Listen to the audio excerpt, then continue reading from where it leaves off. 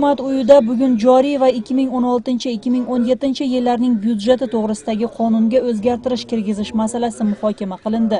Qonunni o'zgartirish zarurati to'g'risida Moliya ministri Adilbek Hasimaliyev bayonnoma tayyorlaydi. Bu haqda hukumatning matbuot xizmati bildirdi.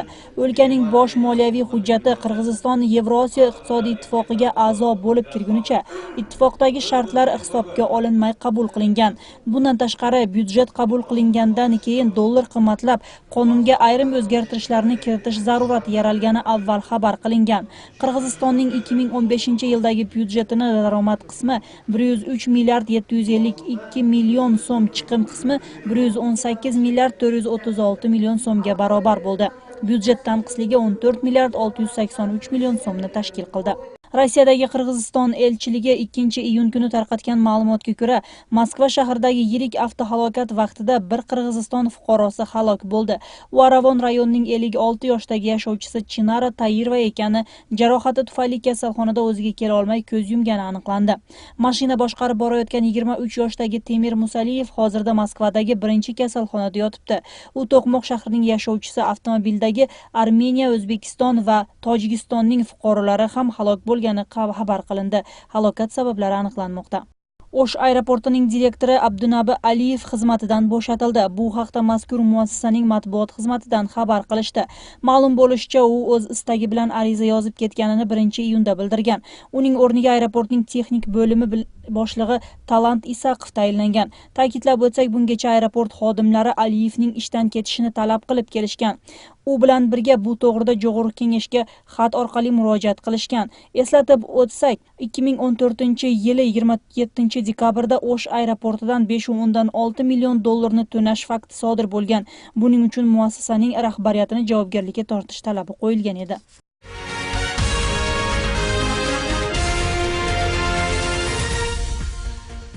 Alay rayonida mahalliy aholi bepul tibbiy tekshiruvdan o'tmoqda. Bu kabi imkoniyat 21-maydan 4-iyungacha Salomatlik karvoni deb nomlangan aksiya jarayonida amalga oshib, 4000 dan ortiq fuqaro shifokorlar ko'rigidan o'tdi.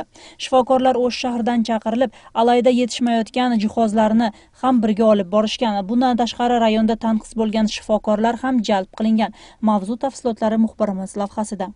Qachon so'ratadi? Musakalinovning buyragini o'ng tarafi bezovta qilib, shifokor ko'rigiga borishni rejalashtirib yurgan edi. Allayda kerakli anjomlar yo'qligi sababli O'shda tekshiruvdan o'tishga bel bog'lagan. Biroq O'shga kelishning imkonini topa olmayotgan edi. Bugun esa tilagi amalga oshib, O'shning shifokorlari u yashagan yerga keldi. Imkoniyatdan foydalanib tekshiruvdan o'tganidan quvonmoqda. Ag'rib yemeden O'shdan kuchli vrachlar kelib turgandan so'y ko'rinaydi. Vaqti bekar ekan. O'shga yetalmayotgan emetkenlarga juda yaxshi bo'ldi. Ыңғайлы bo'ldi. O'shga borish kerak, o'chib o'tirish kerak. Bu yerdan направление olish kerak. Ag'ir bu yerda yaxshi-da, направление yo'q ko'raveradi. deb nomlangan aksiya Alay rayonida 21-maydan o'z faoliyatini boshladi. O'shdan shifokorlar jalb etilib, Alayda yo'q bo'lgan apparatlarni o'zlari bilan birga olib borishgan. Mahalliy shifokorlar esa yashovchilarni bir kun avval oilaviy shifokorlar markaziga chaqirishgan. Temperatura qanchagacha chiqadi? 37-38. Aksiya rayondagi har bir qishloq hududida tashkil etilmoqda. Tibbiy xodimlar qishloqdagi barcha aholini bepul tekshiruvdan o'tishmoqda. Bugun esa rayon markaziga navbat yetib, hududdagi yashovchilar shifokorlar ko'rigidan o'tishdi. Tadbir Salomatlikni saqlash ministrligi tomonidan amalga tatbiq etilmoqda. Xitoyning grafik bilan bizda 14 oylik muddat, 62 oyil bor. Har bir oyillarda shu densoq kirganda aksiya yurib o'tadi. Bugungi kungacha shu 29-gacha bizning o'donki oylik muddatda bo'lib o'tdi. Bunda 4000 dan oshiq bizning jarandar shu o'zining densoqlarini ko'rsatishdi. Bepul tibbiy ko'rik rayon oilaviy shifokorlar markazida 2 kun davom etadi. Unda yashovchilar kardiolog, nevrolog, xirurg, onkolog, akusher-ginekolog, pediatr mutaxassislari tomonidan tekshiruvdan o'tishadi. Ularga rayondagi shifokorlar ham ko'mak ko'rsatadi.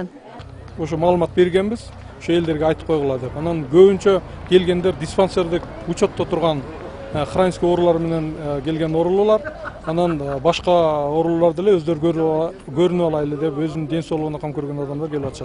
Hozir UZI apparatına tushganlar ko'p bo'lyapti. Anan xirurgga ko'ringanlar ko'p bo'lyapti, anan kardiologga ko'ringanlar ko'p bo'lyapti. Ular o'zlari bilan EKG, yaxshi EKG apparatlarini olib turishadi. UZI apparatni, bizning UZI apparatni ishlatyapti. Biroq UZI specialistlar o'zlaridan keldi. Salomatlik karvoni Alaydagi ishini 4-iyunda yakunlaydi. Ko'chma tibbiy guruh mahalliy aholini salomatligini tekshiribgina qolmasdan, hududdagi shifokorlar bilan tajriba almashishadi.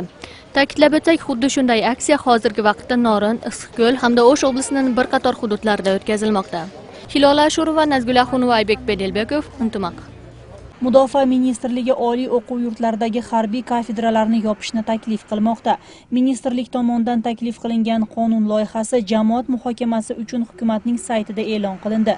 Ministrlik o'z taklifini harbiy xizmat o'taydigan fuqarolarning sonini qisqarishi, chaqirilganlarning harbiy tizmasini quyi daraja mobilizatsiya resurslarining noto'g'ri qo'llanilishi va voyenkomatlarda korrupsiya ko'rinishlarining ko'payishi bilan tushuntirmoqda.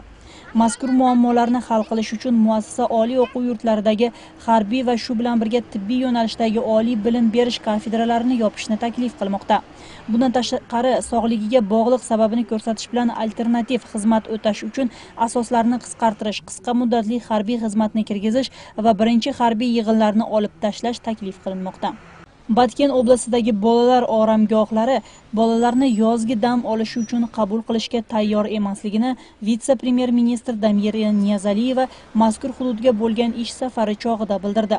Niyazaliyeva ish safari jarayonida Batken oblasining Alaylak rayonidagi Oltin Beshik va Tog' Burguti lagerlarida bo'lib, umumiy ahvol bilan tanishdi.